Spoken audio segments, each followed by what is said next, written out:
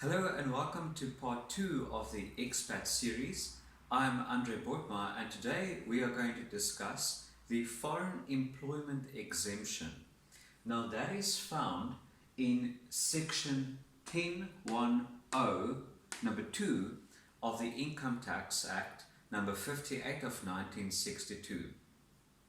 Now I'm not going to discuss the change that's going to happen from the 1st of March 2020. That will be discussed in part 3. So if you want to check out that video and other coming videos, please like or subscribe so that you can keep up with the series. I just want to thank you for everyone that has watched part 1. The views on that video has been amazing, and thank you so much for your support. I really appreciate it. Okay, classes in session. Right, so expat tax part 2.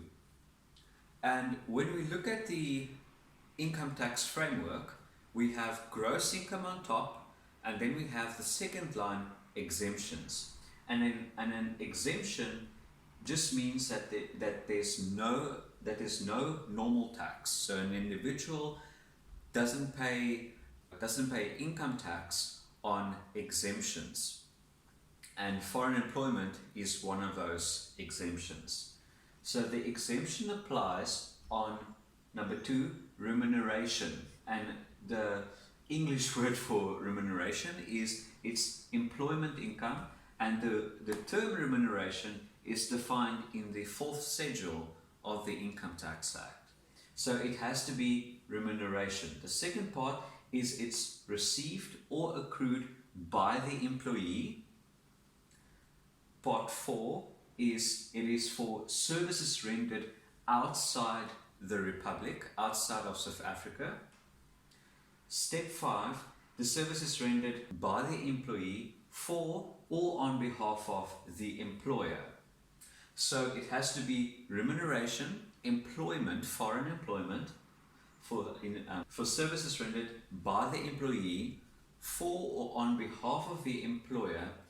And now, very important, the exemption, the income is only exempt if the employee is outside of the Republic for more than 183 full days in a 12-month period, and of that 183 or more days, 60 or more days, full days, is consecutive.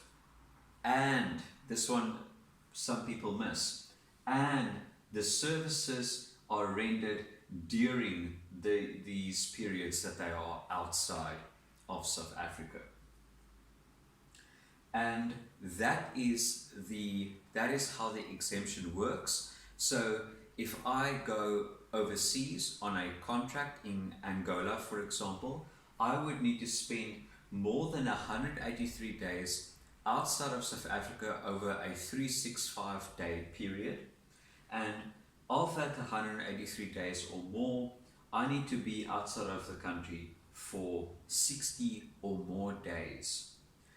Now, very important, SARS will ask usually for the employment contract, which proves points number 2 to 5, which shows that you do receive remuneration.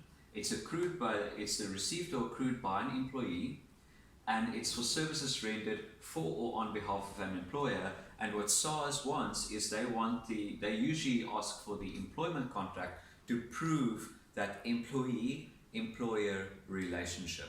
The second thing SARS usually asks for is a passport.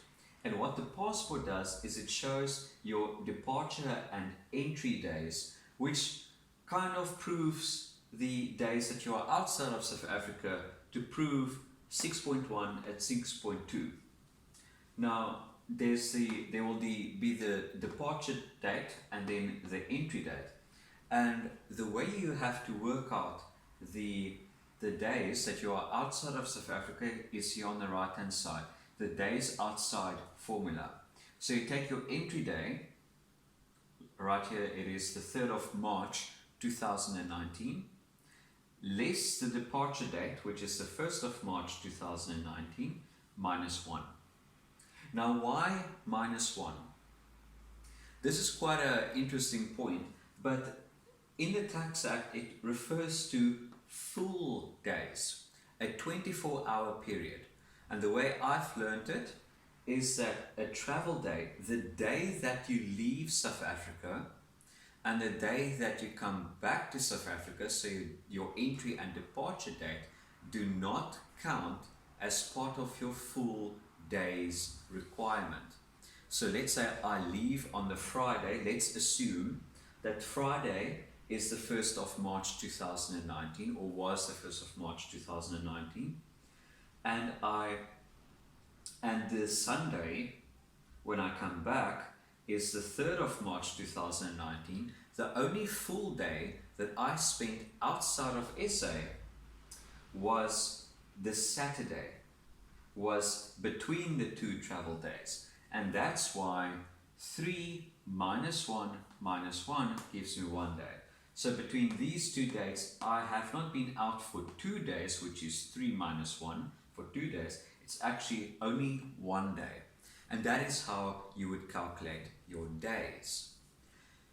Now, that is it for part 2. And the work that you do outside of the country, that would be exempt. But obviously in part 3, I will discuss the consequences of the new laws that will change from the 1st of March 2020, which will limit this exemption, because this is a full exemption, but the change will change the full exemption to 1 million. So only the first million will be exempt.